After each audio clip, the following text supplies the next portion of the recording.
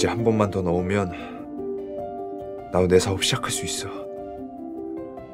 김대리, 무슨 기분 좋은 일 있어? 다음 달이면은 적금 만기라서 그렇습니다. 그동안 그렇게 짠돌이처럼 구른 이유가 있었네. 적금 타면은 제가 한턱 쏘겠습니다.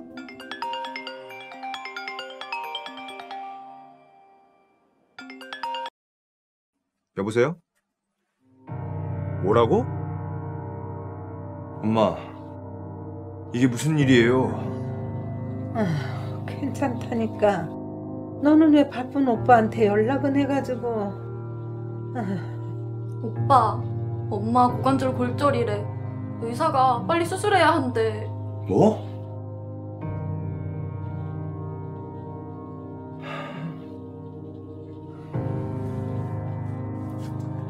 엄마, 걱정 마세요. 제가 모아놓은 돈 있으니까 이걸로 수술하면 돼요. 내가 어떻게 모은 돈인데 이걸.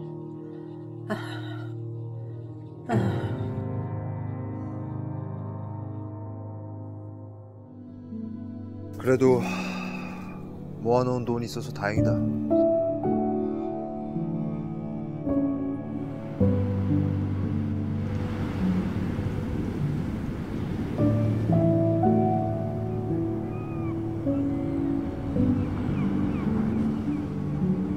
적금은 사라져도 내 꿈은 남아있어.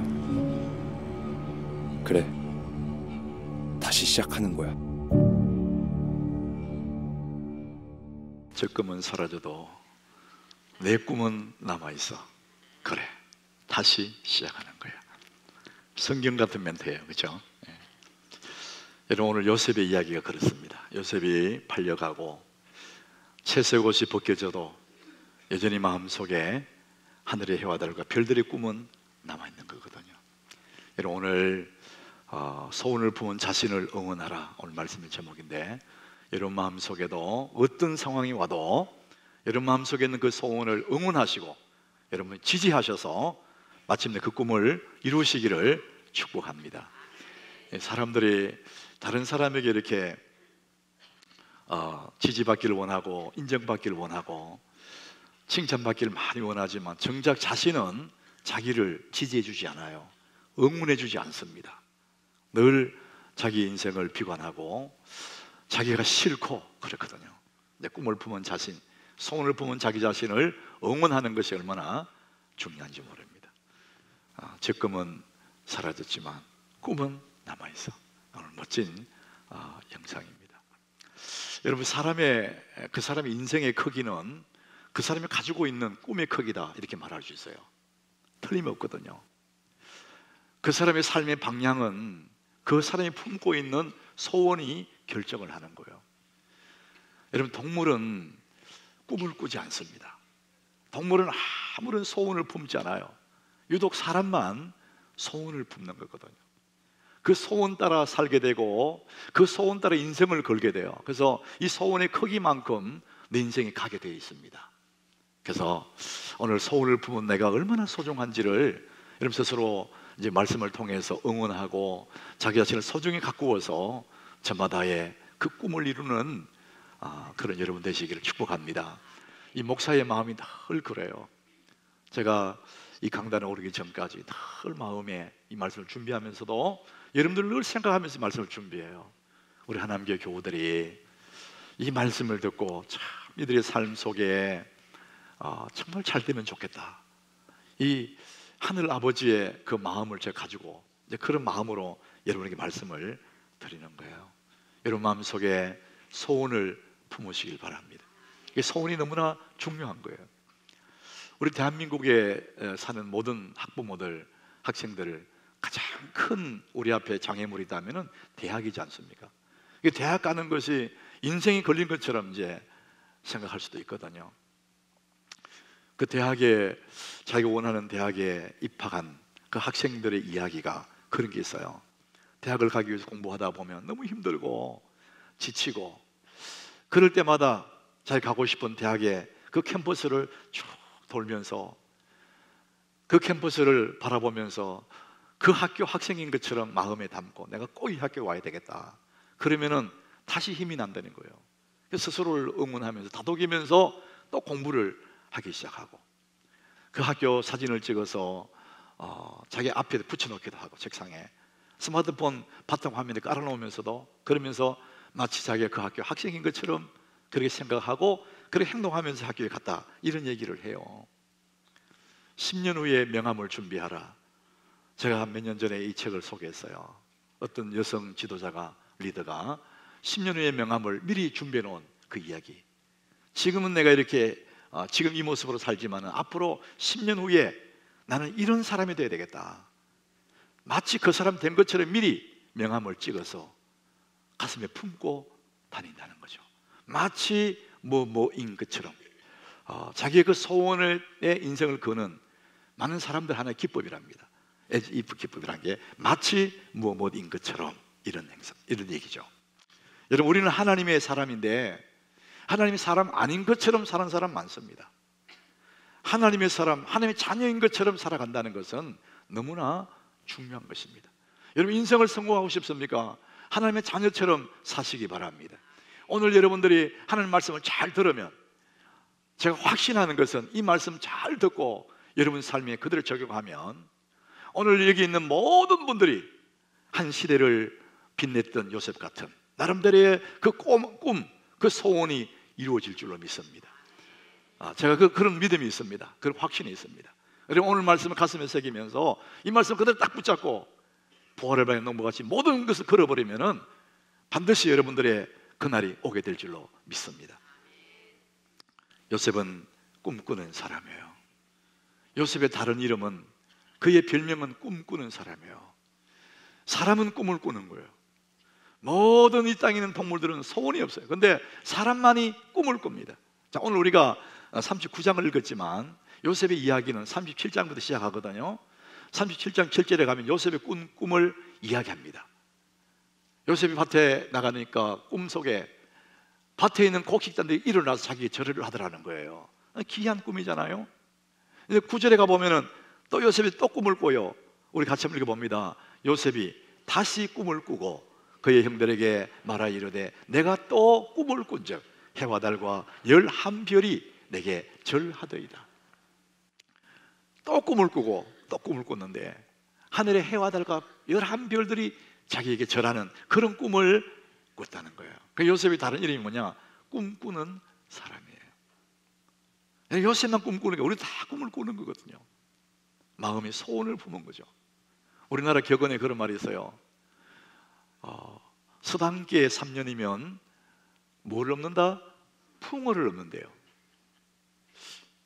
그 버전을, 현대 버전을 해가지고 식당계 3년이면 라면을 끓인다, 이런 말이 있더라고요. 그만큼 익숙해진다는 거죠. 이천석 목사님이라고 하늘산 기도원에 세워서 우리나라의 성령운동을 일으키던 이천석 목사님, 그분의 부흥에 제가 몇 번 간 적이, 청년 때 사람들이 인산인으로 모이던 때거든요.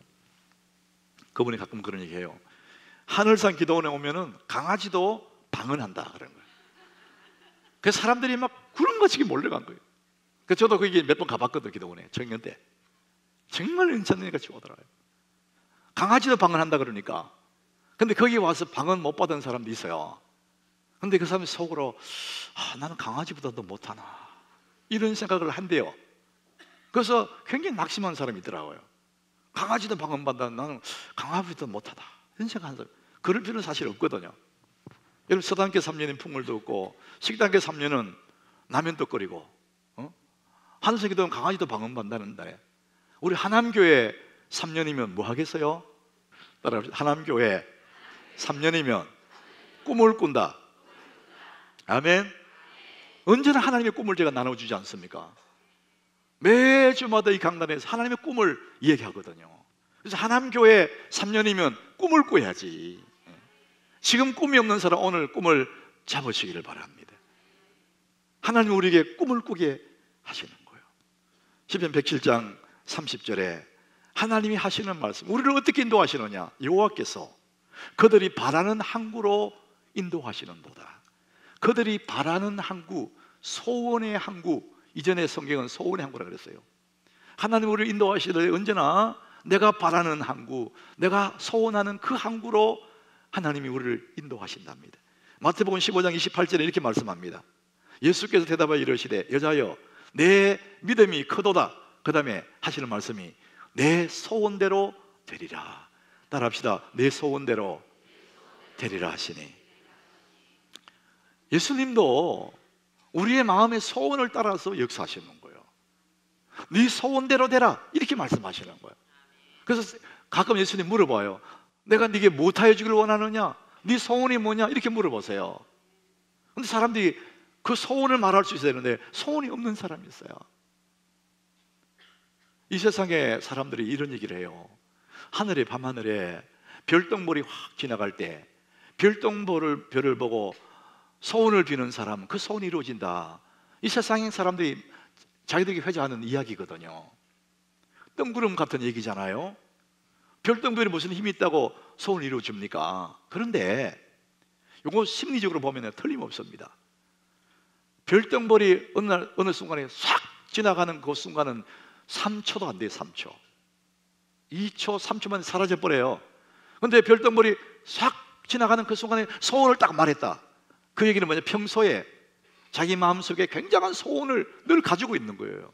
이제 그런 사람들은요, 별똥별이 소원을 이루는 것이 아니라 자기 스스로가 소원이 있기 때문에 그 소원을 향해서 정열을 쏟는 거예요. 에너지를 쏟는 거예요. 그러다 보면은 소원을 이룰 확률이 아주 높다는 것입니다. 성경은 우리에게 말합니다. 네가 원하는 항구로 인도하신다. 내 소원의 항구로 인도하신다. 내가 네게 무엇을 해줄까? 너는 내게 구하라. 네 소원대로 되라. 주님 그렇게 말씀하지 않습니까? 여러분, 꿈을 꾸시기를 바랍니다. 내 마음속에 내 인생을 걸 만한 꿈이 있나? 이를 한번 살펴보셔야 되는 거거든요. 요셉은 정말 꿈꾸던 사람이었어요. 그런데 그는 형들에게 미움을 사서 팔려가거든요. 여러분, 가장 힘든 게 뭐냐? 가까운 사람들에게 상처받는 거예요. 우리 상처는 주로 주변에 있는 사람이 받는 거거든요. 요셉은 자기 형들에게 미움을 사고 형들이 팔아버려요. 구덩이 던졌다가 팔아버려요. 세상에 이거보다 더 아픈 상처가 어디 있어요? 팔려가요. 그리고 이제 오늘 39장 1절에 보니까 요셉이 팔려가 끌려서 애굽까지 내려온 거예요. 요셉이 이끌려서 애굽에 내려왔어요. 형들이 팔려온 거거든요. 그리고 요셉이 남의 나라, 애굽인 나라 노예 시장에 거기에 묶여가지고 새로운 사람에게 팔려갈 것을 기다리고 있는 이런 모습 볼 때 요셉은 어디를 봐도 희망 없는 청년이에요. 미움받고 팔리고 또 팔리고. 그래서 보디바라는 사람 집에 팔려간 거예요. 우리는 요셉을 볼 때 모든 꿈이 사라진 인생, 그는 가망이 없는 사람, 희망 없는 사람, 이런 사람으로 비춰집니다. 그러나 겉으로 보기에는 그는 팔려가는 인생이고 형편없는 소망 없는 인생이지만, 비록 그는 채석옷은 벗겨졌지만은 요셉의 가슴에는 빛나는 해와 달과 별들의 꿈을 품은 사람입니다. 겉으로 볼 때는 그는 희망 없는 사람이지만 그 마음속에는 하나님의 꿈이 자라고 있는 그런 사람이거든요. 오늘 2절에서 그걸 확실하게 말씀하고 있습니다. 오늘 본문에 우리 한번 같이 2절 읽어봅니다. 여호와께서 요셉과 함께 하심으로 그가 형통한 자가 되어 그의 주인 애굽 사람의 집에 있으니, 그가 형통한 자가 되어 있다는 거예요. 여호와께서 함께 하심으로 그는 형통한 자가 되어 있다. 이게 요셉의 존재의 모습이에요. 내면의 모습이에요. 겉으로는 종입니다. 천박한 종이에요. 가장 밑바닥에서 밥 얻어먹고 사는 사람이에요. 희망 없어요. 팔려왔어요. 근데 여호와께서 함께 함으로 그는 지금 형통한 자로 존재하고 있어요. 왜? 그의 마음속에는 하늘에 하나님의 소원을 품고 있고 해와 달과 별들의 꿈을 품고 있기 때문에 그렇습니다. 사람의 인생의 크기는 그 마음에 품고 있는 소원의 크기예요. 인생의 방향은 그 마음의 소원의 크기에 달려 있습니다. 어떤 소원을 가졌느냐, 인생의 방향이 달라지는 거예요. 자, 그렇기 때문에 요셉은 비록 팔리고 또 팔려오고 종으로 살고 있지만은 요셉은 자기의 존재, 자기가 가지고 있는 그 꿈을 소중하게 간직하고 있는 사람입니다. 여러분, 자기를 귀하게 여기는 것, 자기를 소중하게 여기는 그것은 너무도 중요한 자기를 응원하는 것입니다. 자기를 비하하고 자기 팔자를 나쁘다고 부모를 원망하고 나는 왜 이러지? 늘 피해의식 가지고 열등의식 가지고 살아가는 그것은 자기를 계속 깎아내리는 겁니다. 그러나 자기를 귀하게 여기고 나는 하나님의 사람이야, 나는 정말 복받은 사람이야. 여러분, 자기 그런 꿈을, 그런 마음을 가진 사람들은 자기를 응원하는 사람이거든요. 여러분 자신을 귀하게 여기시기 바랍니다. 우리는 사람들에게 자꾸 귀함 여기 받고 싶어 하잖아요. 인정받고 싶어 하거든. 그래서 자꾸 예쁜 옷 입으려고 그러고 명품 뺏기려고 그러고. 왜? 다른 사람한테 인정받으려고 그래요. 남들은 내게 인정해 줄지는 모르지만 내가 나를 인정 안 하면 그거 아무것도 아니에요. 여러분 스스로가 자신의 존귀한 사람임을 인정하시기 바랍니다. 우리 너무나 소중한 사람이에요. 오늘 4절에 보니까요, 이 오늘 본문에 그렇게 말합니다. 요셉이 그 주인에게 은혜를 입었대요. 여러분, 주인에게 은혜를 입었다, 우리 성경에 그렇게 표현했지만은 이거 쉽게 말하면은요, 그 주인의 마음에 들었다는 거예요. 얼마나 마음에 들었는지 요셉을 가정의 총무로 삼아가지고 5절에 보니까요, 그가 요셉에게 자기의 집과 그의 모든 소유물을 다 맡겨버렸어요. 6절에 가보면은요, 주인이 그의 소유를 다 요셉에게 위탁했대요. 네가 알아서 하라고 다 위탁했대. 먹는 음식 외에는 다 맡겼다는 거예요. 그 주인의 마음에 얼마나 들었으면 어떻게, 얼마나 그들에게 다 맡겼을까? 어떻게 했길래 그런 마음에 들었을까? 여러분, 우리는 신학적인 지식이 없다 할지라도 여러분 이 본문을 보면은 요셉이 왜 어떻게 해서 마음에 들었을까? 당장 알 수 있습니다. 여러분, 종을 사서 올 때 일 시키려고 데려온 거잖아요. 일 잘하는 종이 마음에 드는 거예요. 주인 입장에서는 일 잘하면은 마음에 드는 거거든요. 요셉이 성실하게 일을 한 거예요. 주인의 마음에 쏙 들도록 시키든지 안 시키든지 얼마나 성실하게 일하는지, 그리고 얼마나 정직한지 주인이 안 봐도 열심히 하고 안 속이고, 그러니까 성실과 정직으로 주인의 마음에 쏙 들었는 거예요. 그러니까 주인이요, 이것도 안 맡겨보고 저것도 안 맡겨보다가 나중에 다 맡긴 거예요. 네가 다 알아서 하라고. 안 믿으면 어떻게 재산을 맡깁니까? 얼마나 정직하고 얼마나 성실한지. 여러분, 성실과 정직으로 여러분의 꿈을 응원하셔야 돼요. 예수 믿는 사람들이 성실하지 않는 분이 너무 많습니다. 기도만 하고 일을 안 하는 거예요. 여러분, 그래서 우리 예수 믿는 사람들은요, 이 어떤 일이 있으면 그 일이 내게 달려있는 것처럼 내가 최선을 다하는 거예요. 내게 달리는 것이에요. 그리고 이 일이 하나님께 달려있는 것처럼 하나님께 매달리는 것입니다. 이래야 역사가 일어나는 거예요. 여러분, 성실과 정직으로 여러분 인생을 거시기 바랍니다. 성실과 정직으로 자기 꿈을 응원하는 겁니다. 요셉은 그렇게 한 거죠. 사람이 아무리 괜찮은 사람이라도, 열심히 일 잘하고 이런 사람일지라도 정직하지 않으면 신뢰받을 수 없어요. 거짓말을 하고 속이고, 아무리 괜찮은 사람, 말 잘하는 사람이라도 정직하지 않으면 신뢰할 수가 없어요. 그런데 요셉은 성실하고 너무 정직한 거예요. 영국의 어느 마을에 어릴 적에 부모를 잃어버린 윌리엄 포크라는 그런 소년이 있을 때입니다. 그 부모님이 안 계시니까 할아버지 손에 자랐는데 너무 가난해서 할아버지가 그 윌리엄에게 얘기했대요. 윌리엄, 너 여기 영국에 있으면 가난을 면치 못하니까 기회에 있다 미국으로 이민을 가라. 어린 소년이 할아버지의 손을 놓고 이민을 가려고 가방을 꾸려서 부둣가에 배를 타러 갔어요. 할아버지는 어린 손자의 손을 잡고 유언을 하듯이 눈물을 흘리면서, 윌리엄, 네가 어디에 가든지 네가 있는 그 자리를 복되게 만들어라. 네가 있는 자리를 좋게 만들어라. 그것을 유언처럼 재산을 넘겨준 것처럼 넘겨줬어요.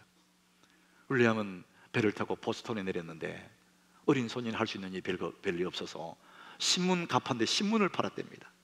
아침 일찍이 조간신문을 떼가지고 신문 가판대 신문을 넣고 신문을 팔고, 할아버지 말씀 생각나요. 네 주변을 좋게 만들어라.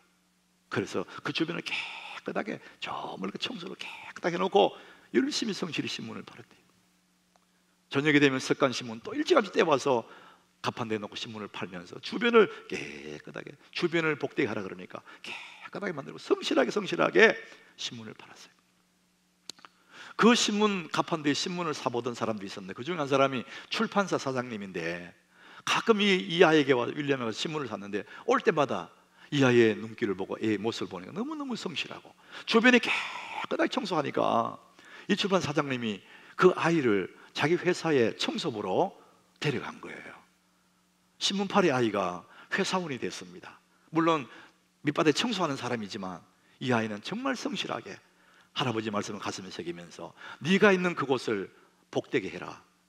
그래서 그 좋게 만든다고 열심히 깨끗하게 사장님이 보든지 안 보든지 온 구석구석을 그냥 거울처럼 만들어 간 거예요. 그 회사에 있는 모든 직원들이 보니까 저 사람 너무 아깝거든. 너무 아까우니까 그 사람을 영업사원으로 정식 채용을 했어요. 이 사람이 청소 안 하고 이제는 영업사원으로 나가서 얼마나 일 잘하는지 성실과 정직으로 자기 있는 자리를 좋게 만들어 가니까 너무 귀하고 너무 귀하니까 이 사람이 나중에 재정 파트 쪽으로 불러들인 거예요. 그 재정을 다 맡겼어요. 언제나 이 사람은 자기 있는 자리를 좋게 만들고 자기 있는 자리를 복되게 만드는 그런 성실함과 정직으로 일하니까 재정 문제가 없는 거예요. 사장이 너무 마음에 들어서 나중에 그 사람을 자기 사위로 삼았다는 거예요. 여러분 이런 얘기들 많이 있잖아요. 그냥 되는 게 아니죠. 운이 좋아서 되는 거 아니죠. 그래서 결국은 그 사람이 신문팔이 그 아이가 한 출판사의 경영자가 된 겁니다. 그 사람이 그게 된 비결이 딱 하나가 있다는 거죠. 너 있는 곳을 항상 복되게 해라. 너 있는 그 자리를 좋게 만들어라. 여러분 요셉은 운이 좋아서가 아니에요. 그는 지금 종의 신분이지만 자기 있는 자리를 좋게 만든 겁니다. 복되게 만든 거예요. 성실하게, 정직하게, 성실과 정직으로 그 자리를 복되게 만들어가는 그 꿈을 자꾸 응원하는 것이죠. 그러니까 하나님도 요셉을 통해서 영광을 받으시는 거예요. 여러분 5절에 한번 보시면은요, 요셉이 너무나 성실하니까 소유물을 다 맡겼어요. 그랬더니 여호와께서 요셉을 위하여 그 애굽 사람 집에 복을 내리신대요. 요셉 때문에 하나님 그 가족에 복을 내리는 거예요. 너무 성실하고 너무 신실하게 하니까 주인의 마음에 너무 들었고 하나님도 요셉을 통해서 복을 내리시는 거예요. 여러분 있는 자리에 성실과 정직으로 여러분 있는 그 자리를 좋게 만드시기 바랍니다. 그게 여러분의 꿈을 응원하는 겁니다. 우리 하나님교회 모든 성도들이 직장에 있든지 무슨 일을 하든지 상관없습니다. 있는 그 자리를 좋게 만드십시오. 성실과 정직으로 여러분 있는 그 자리를 복되게 만드시기 바랍니다. 그게 여러분의 꿈을 응원하는 것입니다. 여러분 성실과 정직으로 인생을 성부수 걸면은 안 될 일은 없습니다. 세상 사람들은 성실과 정직으로 한다 할지라도 하나님 함께하지 않지만 우리 예수 믿는 사람들은 성실과 정직으로 인생을 걸면 여호와께서 요셉을 위하여 그 집에 복을 내리십니다. 하나님 여러분과 함께 하실 줄 믿으시길 바랍니다. 사람들이 마음에 소원이 있는데 막연한 소원이면 응원해 주지 않습니다. 여러분의 꿈을 응원하십시오. 성실과 정직으로 있는 자리에서 여러분 거기를 복되게 만드십시오. 영어에서 here and now라 그럽니다. 여기서 지금 내가 있는 그 자리에서 복되게 만들어가면 반드시 하나님이 그 사람을 통해 거기에 복을 주시고 자기의 가슴에 있는 그 꿈들이 이루어질 그날이 오게 될 줄로 믿습니다. 이민규라는 아주대 교수가 실행이 답이다 이런 책을 썼어요. 이분이 심리학의 교수거든요. 이분의 책을 제가 몇 권 읽어봤는데 참 우리 삶을 잘 이렇게 꿰고 있는 분이에요. 내가 이분을 만나본 적 없지만 틀림없이 이 사람 예수 믿는 사람 같아요. 이분이 이런 얘기를 합니다. 사람이 나는 누구다, 나는 이런 사람이야, 나는 이런 사람이다 스스로 규정을 하잖아요. 나는 이런 사람. 그것이 자기의 인생이 되고 운명이 된다 그런 말을 해요. 나는 복받은 사람, 나는 특별한 사람. 만약에 그런 인식을 가지고 있다면 그 사람 틀림없이 복받은 사람으로 형통한 사람으로 살게 된다는 것이죠. 세상에 사람들 보고 우리 내 견해를 말하잖아요. 그 견해 중에 가장 큰 견해가 뭐냐? 자기에 대한 견해가 가장 중요하대. 나라는 인생을 내가 스스로 견해를 가지고 있는 거예요. 그게 자기의 운명이 된다는 겁니다. 세상을 우리 판단하지 않습니까? 가장 중요한 판단은 나를 판단하는 그 판단이라는 거예요. 나를 어떻게 판단하느냐, 그건 너무나 중요하다는 것입니다. 시편 139장의 14절에 보면은 다윗이라는 사람은 자기를 어떻게 규정하고 있느냐, 자기를 어떻게 생각하고 있느냐 이렇게 말하고, 같이 읽어봅니다. 내가 주께 감사하오면 나를 지었음이 신묘 기미하심이라. 주께서 하시는 일이 기함을 내 영혼이 잘 아나이다. 하나님 자기를 지으셨는데 어떻게 지었냐? 신묘막책, 옛날 성경에 신묘막책이거든요. 심히 기묘하대. 그래서 쉽게 말하면은 나는 특별한 사람이야, 이런 인식을 갖고 있는 거예요. 나는 특별하다. 여러분 따라갑시다. 나는 특별한 사람이야. 다윗은 그런 생각을 갖고 있는 거예요. 그러다 보니까 그렇게 오랜 세월다가 도망다니면서도 저 사람이 낙심하지 않아요. 왜? 나는 특별한 사람이니까. 자기 인식이 자기 운명이 되는 거예요. 이 사람이 또 시편 116편 12절에 보니까 이런 얘기하죠. 내게 주신 모든 은혜를 내가 여호와께 무엇으로 보답할까? 받은 은혜가 너무 많다는 거예요. 그러면 다른 말로 뒤집어서 얘기하면은요, 나는 정말 복받은 사람이야, 그런 얘기예요. 따라서 나는 복받은 사람이다. 여러분, 예수 믿는 그 자체가 복받은 사람이에요. 왜냐하면 예수님 안에 다 있거든요. 그럼 우리는 복받은 사람이에요. 이제 그 복이 이루어질 날만 기다리고 있는 거죠. 저는 생각하면 생각할수록 제 자신이 너무 복이 많은 사람이에요. 제 이름이 원래 복이라 그랬잖아요. 복이. 내가 이름이 상복이에요. 우리 고향 사람들은 다 압니다. 상복이. 복 중에도 상복이라고 했어요. 우리 엄마가, 우리 아버지가 상복아 이렇게 불렀어요. 그리고 그때는 몰랐지만 살아가면서 생각할 때, 야, 나는 정말 복이 많은 사람이야. 여러분 생각에 그러면 우리 목사님 복을 많이 받았는 거 보니까 어디 빌딩이 있는가 봐. 여러분 당연히 그런 생각할 거야. 없습니다. 제 이름으로 된 땅 한 평 없습니다, 여러분. 근데 무슨 복 받았냐? 나는 목사잖아요, 목사. 아니, 목사가 주님이 내게 복인데, 이 목회가 복인데, 나는 생각할수록 너무 감사한 거예요. 나는 너무 복 받는 사람이다. 여러분, 그것이요 자기 운명이 됩니다. 운명. 여러분 특별한 사람인 것을 믿으시기 바랍니다. 여러분이 복 받은 사람이로 믿으시기 바랍니다. 그러면 그렇게 가는 거예요. 자기를 응원한다는 게 뭡니까? 그래, 나는 특별한 사람이지. 이거 응원, 지지해 주는 거잖아요.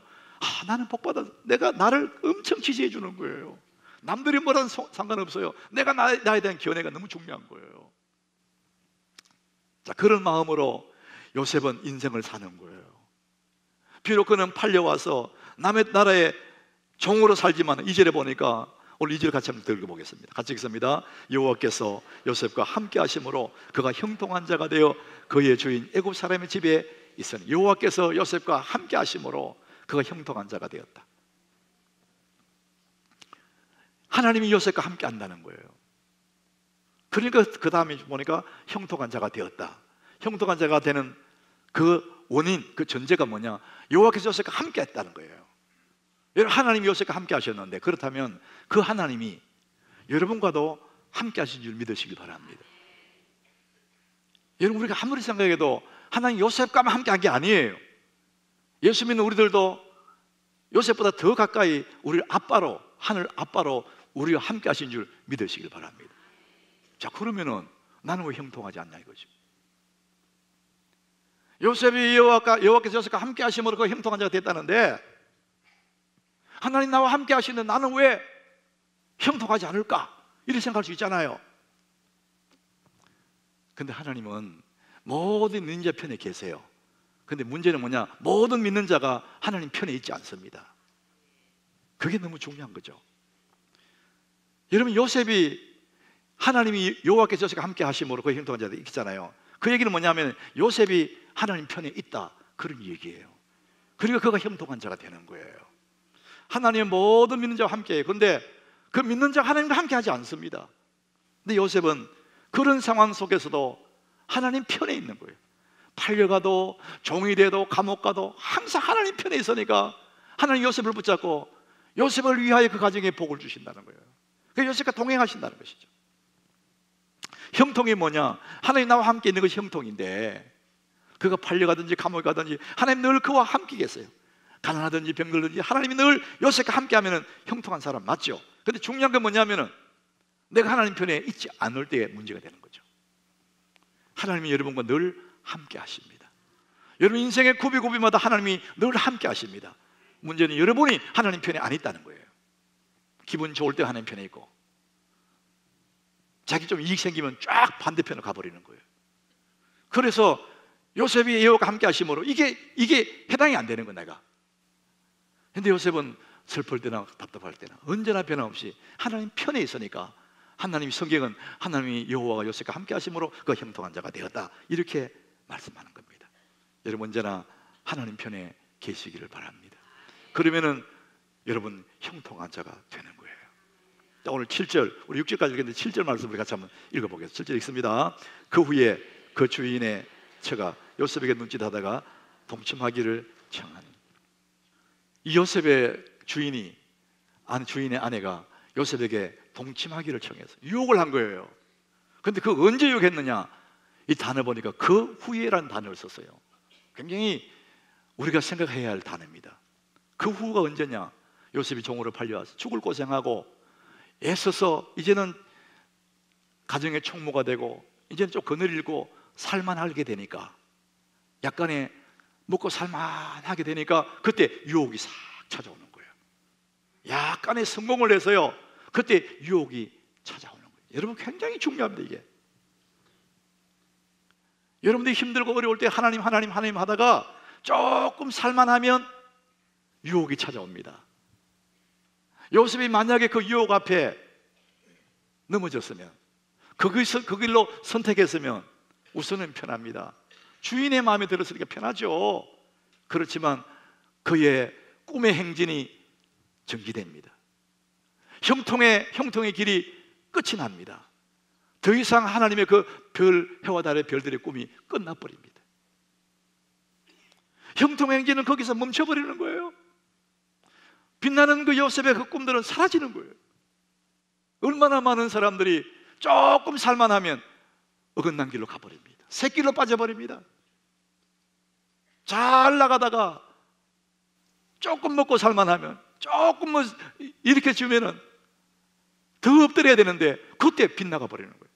그래서 거기서 형통이 멈춰버리는 것입니다. 그 소원이 거기서 끝나버리는 것입니다. 육체의 길로 가버리는 것입니다. 여러분 아무리 힘들고 어려워도 여러분 주님 편에 서시기 바랍니다. 여러분 주님과 동행하시기 바랍니다. 죄는 단호하게 거절하셔야 됩니다. 그래야 그 꿈을 계속해서 자라갈 수가 있는 거예요. 인생의 구비구비마다요 유혹이 찾아온답니다. 인생의 계절마다 강한 유혹이 있는데, 여러분 20대, 30대에 우리를 찾아오는 유혹은 성적인 유혹이랍니다. 이성의 유혹. 가장 몸이 힘이 있을 때, 그럴 때 성적인 유혹이 찾아옵니다. 인생 40대가 되면은요, 이 명예의 유혹이 찾아온대요. 자리 높은 자리 올라가려고. 그게 싹 찾아온다는 거예요. 50이 되면은 물질의 유혹이 또 찾아온대요. 그 이유가 되면은요, 내가 늙어서 안전하게 살고 싶은 그런 유혹이 또 나를 덮어온다는 거예요. 그래서 삶의 구비구비마다 우리의 꿈을 중단시키려고 하는 그런 유혹들이 찾아온다는 것입니다. 여러분 그럴 때마다 여러분 그런 유혹들을 단호히 물리치고 주님과 동행하시기 바랍니다. 요셉은 변함없이 주님 손잡고 주님과 동행하는 거예요. 그러니까 계속해서 형통한 거예요. 감옥 가도 형통하고 계속 형통한 거예요. 겉으로 보기에는 그는 점점 나빠지는 것 같아요. 그러나 그의 빛나는 꿈대로 주님이 그를 인도하고 계시는 겁니다. 여러분 형통하기를 축복합니다. 그렇다면 끝까지 여러분 주님 손잡고 나가셔야 됩니다. 그래야 여러분의 꿈들을 응원하는 그가 되죠. 오늘 20절에 가보면, 30절 20절에 가보면 성경이 이렇게 기록해요. 요셉이 주인의 요구를 거절해서 유혹을 거절. 그랬더니 감옥에 갔습니다. 누명을 뒤집어 감옥에 갔어요. 그런데 그 20절 끝부분에 보니까요, 요셉이 옥에 갇혔으나 21절에 여호와께서 요셉과 함께 하시고, 그는 비록 옥에 갇혔으나 여호와께서 요셉과 함께 하시고, 이런 말씀이 있어요. 저는 너무 가슴에 은혜가 돼요. 옥에 갇혔으나, 세상적으로 볼 때는 끝났으나 이게 희망 없지. 그런 옥에 갇혔으나 여호와께서 요셉과 함께 하셨다, 이런 말씀을 하는 것입니다. 하나님 변함없이 요셉과 함께 했다는 거예요. 그리고 그에게 인자를 더했다는 것입니다. 옥에 갇혔으나 여호와께서 요셉과 함께 하셨다. 여러분, 이것을 우리에게 적용해 보면은, 내가 가난하였으나 내가 하나님과 함께 있으면은 여호와께서 나와 함께 하심으로 형통한 자가 될 줄로 믿습니다. 내가 병들었으나 여호와께서 나와 함께 하시고, 내가 약하였으나 여호와께서 함께 하시고, 내가 못났으나 여호와께서 함께 하시고, 여러분, 하나님이 함께 하시면 형통할 줄로 믿습니다. 하나님 편에 있기를 바랍니다. 하나님과 동행하시길 바랍니다. 그러면 우리는 옥에 갇혔으나 형통한 요셉같이, 내가 가난했으나 병들었으나 약했으나 버림받았으나 파산했으나 상관없어요. 여호와께서 나와 함께 하시면 형통한 자가 될 줄로 믿습니다. 여러분, 끝까지 주님 편에 계시기를 바랍니다. 주님 손을 꼭 잡으시길 바랍니다. 그러면 승리할 수가 있습니다. 소원을 품은 자신을 응원하십시오. 성실과 정직으로, 나는 하나님의 복받은 사람이다, 그런 인식으로 주님과 동행함으로 자기 꿈을 응원하십시오. 마침내 빛나는 내 인생, 눈부신 그날이 오게 되는 것입니다. 주님과 동행하시기를 축원합니다.